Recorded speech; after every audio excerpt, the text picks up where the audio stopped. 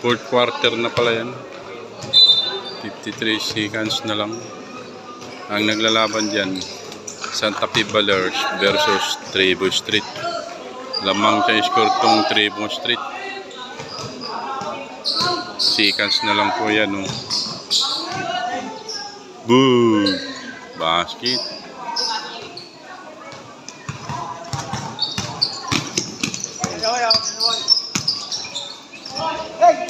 Basket din. Pasa mo, Didi.